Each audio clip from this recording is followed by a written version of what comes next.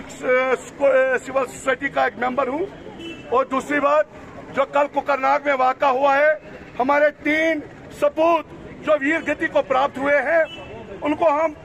नम आंखों से श्रद्धांजलि पेश करते हैं इस लाल चौक श्रीनगर में, और कैंडल मार्च हमने निकाला है।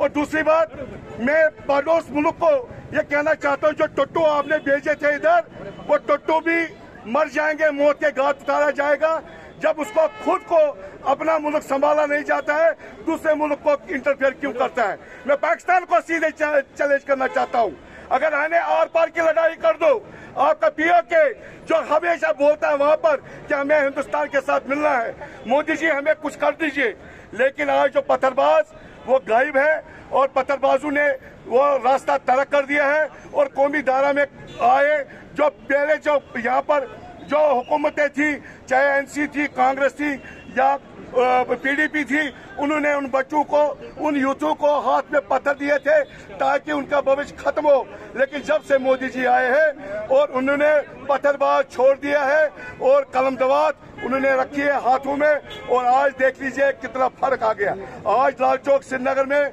हम नम आंखों से इन 3 सपूतों को, जो भट्ट साहब है, जो मनप्रीत जी है, जो अभिषेक कर्नल साहब है, उनको हम नम आंखों से श्रद्धांजलि पेश करते हैं। और मैं चाहता हूं, आखिर कब तक होगा, जब तक न किलिंग बंद हो जाएगी तब तक हमारा आज आखिरी कब तक चलता रहे। यहाँ पे आज हमारे जमा होने का यही मकसद है कि कल कुकरनाग में जो हमारे 3 भारत माँ के सपूतों ने, जिन्होंने हंसते हंसते मुल्क हिंद के लिए अपनी जान को निछावर किया, तो यहाँ पे हम उनको श्रद्धांजलि पेश करने के लिए जमा हुए। और हम बहैसियत कश्मीरी पूरी दुनिया को ये मैसेज देना चाहते हैं कि इस दुख के घड़ी में हम उन जवानों के परिवार के साथ शाना बशाना खड़े हैं, और पूरी दुनिया को ये मैसेज देना चाहते हैं कि कश्मीरियत हमेशा ही इसके खून और कत्ल के खिलाफ